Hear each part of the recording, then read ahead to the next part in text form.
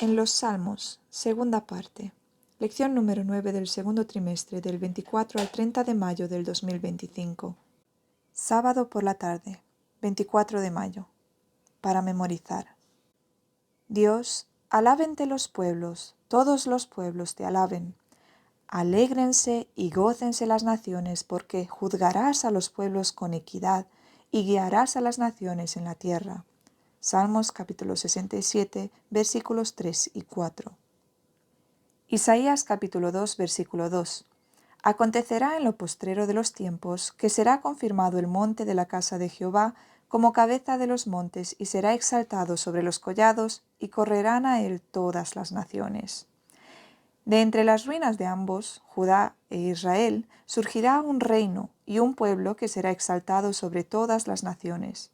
El profeta Daniel también declara en forma muy clara: en los días de estos reyes, el Dios del cielo levantará un reino, que jamás será destruido, y el reino no será dejado a otro pueblo, sino que quebrantará y consumirá a todos estos reinos y permanecerá para siempre.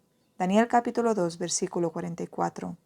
Observen que el reino del cual habla Daniel está por levantarse en los días de estos reyes, no después de sus días. Más aún, observen que este reino, la iglesia purificada que rompe la gran imagen, a este reino, la iglesia limpiada, purificada, será congregado el pueblo. Génesis capítulo 49, versículo 10. Cuando los cuarteles del Evangelio son así establecidos, luego es cuando llega a ser cierto que la obra ha de ser terminada sin demora. El Evangelio de Cristo luego ha de recoger una abundante cosecha, y las multitudes conversas, en lugar de volver sus aradas y hoces en instrumentos para matar a seres humanos, volverán sus lanzas y espadas en implementos de agricultura. En lugar de trabajar para matar, harán agricultura para proveer alimento. Domingo, 25 de mayo. Nuestro pronto auxilio en las tribulaciones. Lee Salmo capítulo 46. ¿Qué mensaje de esperanza podemos extraer de esto en medio de la confusión actual y de lo que sabemos que ocurrirá en la tierra en los últimos días a medida que el gran conflicto se desarrolla aquí? La más terrible amenaza que haya sido jamás dirigida a los mortales se encuentra contenida en el mensaje del tercer ángel. Debe ser un pecado horrendo el que atrae la ira de Dios sin mezcla de misericordia. Los hombres no deben ser dejados en la ignorancia tocante a esta importante cuestión. La amonestación contra este pecado debe ser dada al mundo antes que los juicios de Dios caigan sobre él, para que todos sepan por qué debe consumarse y para que tengan oportunidad para librarse de ellos. La profecía declara que el primer ángel hará su proclamación a cada nación y tribu y lengua y pueblo. El aviso del tercer ángel, que forma parte de ese triple mensaje, no tendrá menos alcance. La profecía dice que él será proclamado en alta voz por un ángel que vuele por en medio del cielo y llamará la atención del mundo. Conflicto de los siglos, página 443, párrafo 2.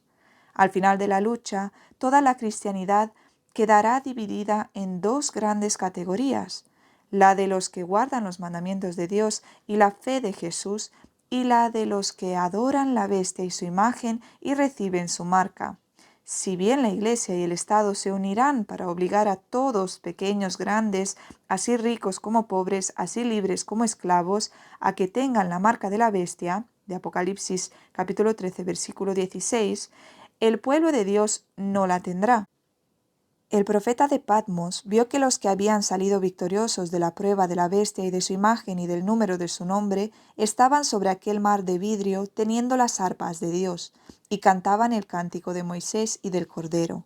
Apocalipsis capítulo 15 versículos 2 y 3. Conflicto de los siglos, página 443, párrafo 3. A través de una grieta en las nubes resplandece una estrella cuyo brillo se multiplica por 4 en contraste con la oscuridad. Habla de esperanza y alegría a los fieles, pero de severidad e ira a los transgresores de la ley de Dios. Los que lo han sacrificado todo por Cristo están ahora seguros, escondidos como en el secreto del pabellón del Señor. Han sido probados y ante el mundo y los despreciadores de la verdad han demostrado su fidelidad a aquel que murió por ellos. Un cambio maravilloso ha sobrevenido a aquellos que han mantenido firme su integridad en la misma cara de la muerte. Han sido liberados repentinamente de la oscura y terrible tiranía de los hombres transformados en demonios. Sus rostros tan pálidos, ansiosos y demacrados últimamente están ahora radiantes de asombrosa fe y amor. Sus voces se alzan triunfantes. Dios es nuestro refugio y fortaleza, nuestro auxilio en la angustia. Por tanto, no temeremos, aunque la tierra sea removida y aunque los montes sean llevados en medio del mar, aunque bramen y se agiten sus aguas, aunque tiemblen los montes con su hinchazón. Salmo capítulo 46, versículos 1 al 3. Darkness Before Dawn, en inglés, página 48, párrafo 1. Lunes, 26 de mayo. Esperanza en medio de la confusión. Lee Jeremías capítulo 4, versículos 23 al 26. ¿Qué nos dice esto acerca del destino de este mundo? Al menos hasta que haya un cielo nuevo y una tierra nueva. Apocalipsis capítulo 21, versículo 1. La acción aquí proyectada en el panorama de los juicios inminentes de Dios sobre la tierra del Israel antiguo, a causa de su rebelión en la naturaleza de las cosas, no es posible limitar meramente a esa tierra. Sencillamente no puede, en otras palabras, ser reducida, como algunos piensan, para significar que solamente la tierra del pueblo de Dios será dejada asolada y vacía, sin luz y sin pájaro o bestia o habitante, y el resto de la tierra dejada para gozar de todas esas bendiciones. La Escritura, al contrario, debe aceptarse justo como se lee, mostrando que toda la tierra ha de sufrir el mismo destino.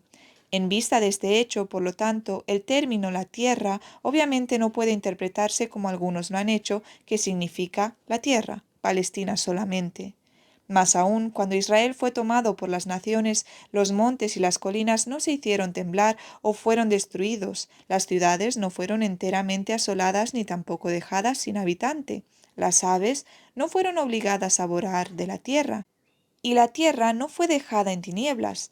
Por eso, obviamente, la dispersión de los judíos ni en lo más mínimo puede cumplir la profecía de Jeremías capítulo 4 versículos 23 al 28. Por lo tanto, la tierra necesariamente volverá a ser como en el primer día de la creación, asolada, desordenada y vacía, Génesis capítulo 1 versículo 2. Y así como entonces hubo tinieblas sobre la haz del abismo, así lo habrá de nuevo. De los párrafos precedentes vemos que mientras que los primeros 22 versículos de Jeremías 4 hablan contra la iniquidad de Israel antiguo, los versículos del 23 hasta el 27 como paréntesis y declaran a la desolación de la tierra y destrucción de todos los impíos donde quiera que estén. Omitiendo los versículos del paréntesis, se une la continuidad del pensamiento. Porque mi pueblo es necio, no me conocieron los hijos ignorantes y los no entendidos, sabios para mal hacer y para bien hacer no supieron, porque esto enlutará la tierra y los cielos arriba se oscurecerán, porque hablé, pensé y no me arrepentí ni me tornaré de ello. Jeremías capítulo 4 versículos 22 y 28. Con el pensamiento así vinculado, el hecho surge que en el versículo 28, por esto se me enlutará en la tierra y los cielos arriba se oscurecerán, el pronombre esto tiene que ver con el antecedente derivado maldad en los versículos antes del pensamiento parentético. Los versículos 23 al 27, por lo tanto, quedan metidos como paréntesis para mostrar que igual como Dios no excusó a su pueblo antiguo por su iniquidad, del mismo modo Él no excusará al mundo hoy, sino que tratará igual a todo pecado aunque practicado en la iglesia o en el mundo. En breve, Dios está diciendo a su pueblo Israel, por la maldad como la tuya, se enlutará la tierra y los cielos arriba se oscurecerán. ¿Pensaré luego en excusarte a ti? Martes, 27 de mayo. Bajo sus pies. Lee el Salmo, capítulo 47, versículos 1 al 4. ¿Qué dice el salmista acerca del lugar que nos espera en el reino de Cristo? Isaías, capítulo 41, versículos 1 y 2. Escuchadme, costas, y esfuércense los pueblos, acérquense y entonces hablen. Estemos juntamente a juicio. ¿Quién despertó del oriente al justo, lo llamó para que le siguiese, entregó delante de él naciones y le hizo enseñorear de reyes? ¿Los entregó a su espada como polvo, como hojarasca que su arco arrebata? Para renovar su fuerza el pecado debe ser quitado, y para acercarse a Dios se debe aprender de él. Habiendo hecho esto, ellos deben entonces invitar a otros a venir a juicio. Las naciones mantendrán silencio hasta ese tiempo, y luego dirán, venid y subamos al monte de la casa de Jehová y a la casa de Dios de Jacob, y enseñarános en sus caminos y andaremos por sus veredas, porque de Sión saldrá la ley y de Jerusalén la palabra de Jehová. Miqueas capítulo 4 versículo 2. Nuestra obra es entonces preparar el camino del Señor para reunir al pueblo. Compara a Primera de Tesalonicenses capítulo 4 versículos 13 al 17 con Zacarías capítulo 14 versículo 4. Y presta atención a lo que dice este último pasaje acerca de los pies de Cristo. ¿Qué diferencia encuentras entre esos pasajes y qué enseñan acerca de estos dos aspectos diferentes, pero relacionados, de la soberanía final de Cristo sobre este mundo? Zacarías capítulo 14, versículo 2. Porque yo reuniré a todas las naciones para combatir contra Jerusalén, y la ciudad será tomada, y saqueadas serán las casas, y violadas las mujeres, y la mitad de la ciudad irá en cautiverio, mas el resto del pueblo no será cortado de la ciudad. En vista del hecho de que Jerusalén tiene que ser protegida por un muro de fuego, Zacarías capítulo 2, versículo 5, mientras que reina allí la casa de Judá, queda entonces bien definido que la batalla descrita aquí debe ser peleada antes que la casa de Judá esté establecida. En esta batalla las naciones vencerán los gobernantes de la tierra prometida. Es entonces cuando la casa de Judá comenzará a establecerse. Como las naciones que están en batalla ponen sitio a la ciudad, saquean las casas y violan a las mujeres, no pueden ser de ninguna manera naciones justas. Pero puesto que no todos los habitantes van en cautiverio y puesto que no todos son cortados de la ciudad, ello tiene que significar que los impíos son sacados y los justos dejados para unirse con la casa de Judá. Zacarías capítulo 14 versículos 3 y 4. Después saldrá Jehová y peleará con aquellas naciones como peleó el día de la batalla. Y se afirmarán sus pies en aquel día sobre el monte de los olivos, que en medio hacia el oriente y hacia el occidente, haciendo un valle muy grande, y la mitad del monte se apartará hacia el norte y la otra mitad hacia el sur. Al tiempo que Jerusalén de hoy día caiga, los pies del Señor estarán firmes sobre el monte de los olivos y se hará valle muy grande. Esto quiere decir que Él quitará los obstáculos y dificultades y de esta manera preparará la tierra para la vuelta de su pueblo.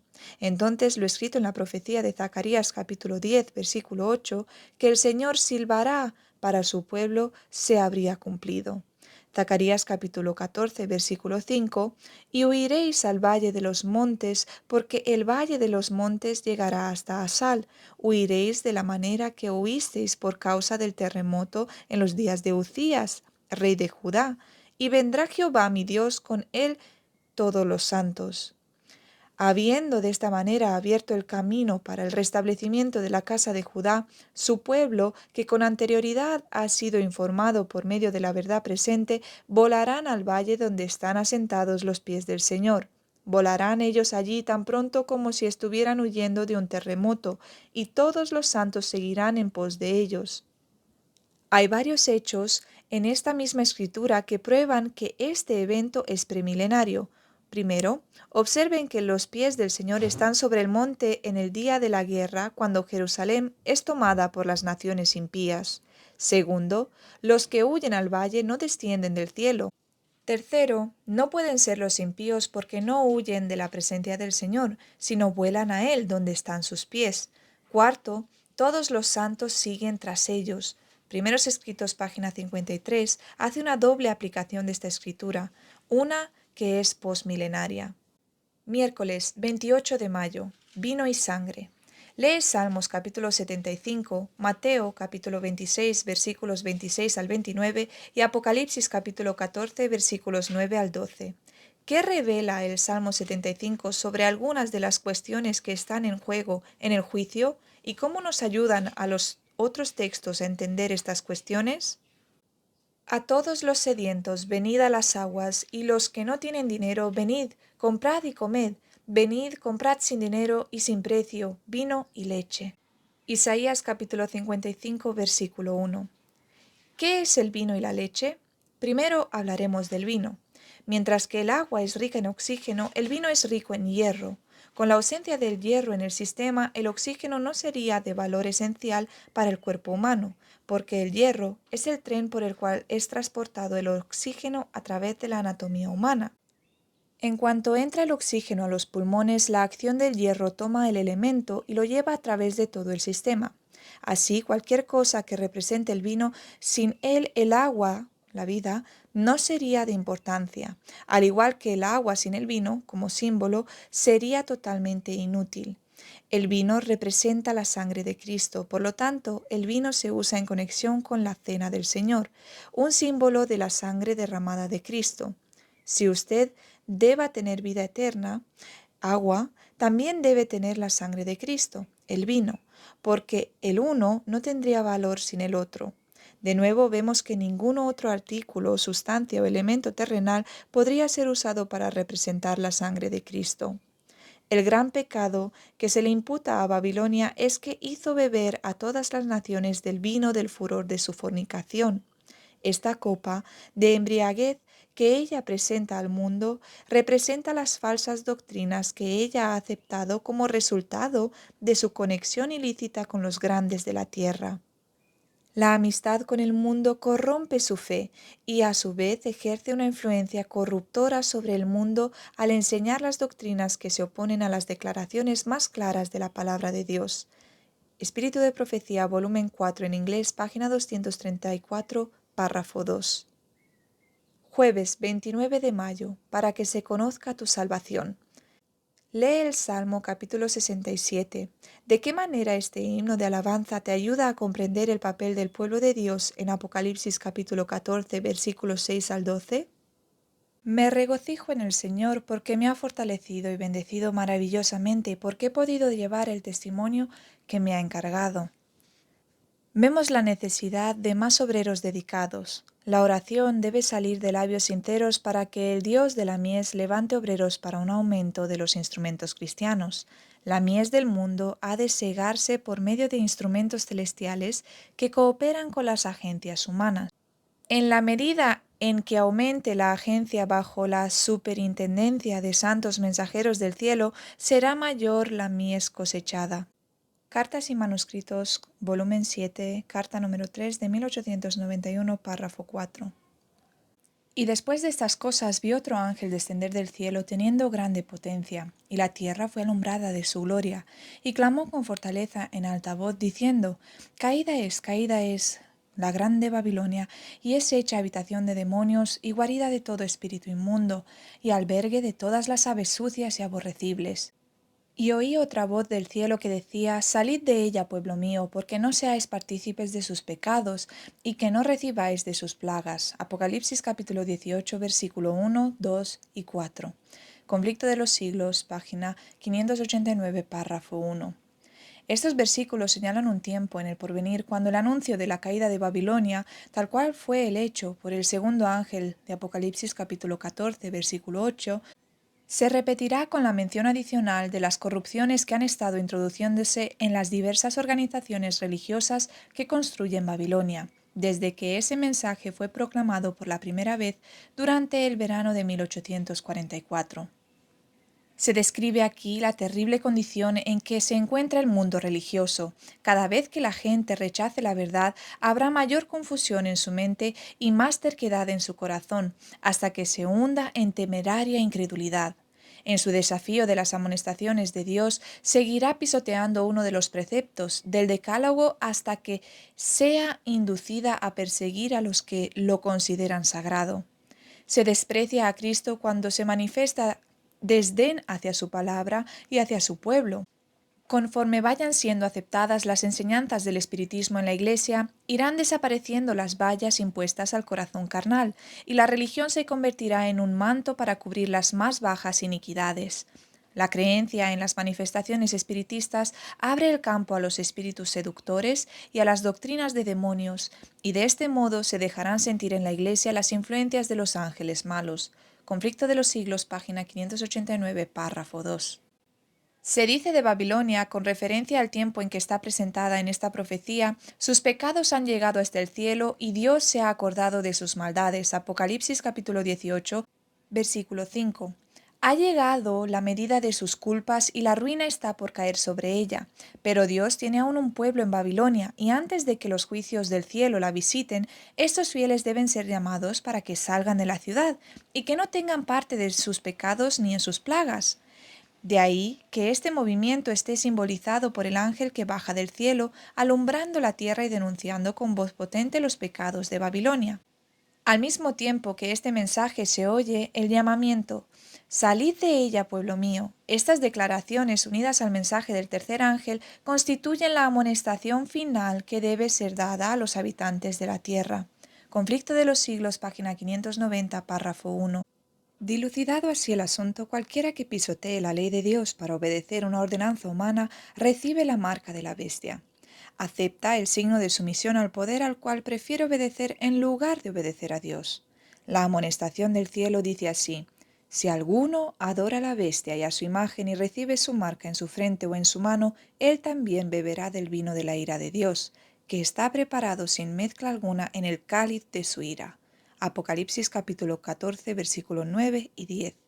Conflicto de los siglos, página 590, párrafo 3. Viernes, 30 de mayo, para estudiar y meditar. Este canto y la liberación que conmemoraba hicieron una impresión imborrable en la memoria del pueblo hebreo. Siglo tras siglo fue repetido por los profetas y los cantadores de Israel para dar testimonio de que Jehová es la fortaleza y la liberación de los que confían en él. Patriarcas y Profetas, página 259, párrafo 2. Ese canto no pertenece únicamente al pueblo judío, indica la futura destrucción de todos los enemigos de la justicia y señala la victoria final del Israel de Dios. El profeta de Patmos vio la multitud vestida de blanco, los que habían alcanzado la victoria, que estaban sobre un mar de vidrio mezclado con fuego, con arpas de Dios, y cantan el cántico de Moisés, siervo de Dios, y el cántico del Cordero. Apocalipsis capítulo 15, versículos 2 y 3. Patriarcas y Profetas, página 259, párrafo 3. No a nosotros, Jehová, no a nosotros, sino a tu nombre da gloria por tu misericordia, por tu verdad. Salmos capítulo 115, versículo 1. Tal fue el espíritu que saturaba el canto de liberación de Israel, y es el espíritu que debe morar en el corazón de los que aman y temen a Dios. Al libertar nuestras almas de la esclavitud del pecado, Dios ha obrado para nosotros una liberación todavía mayor que la de los hebreos ante el Mar Rojo.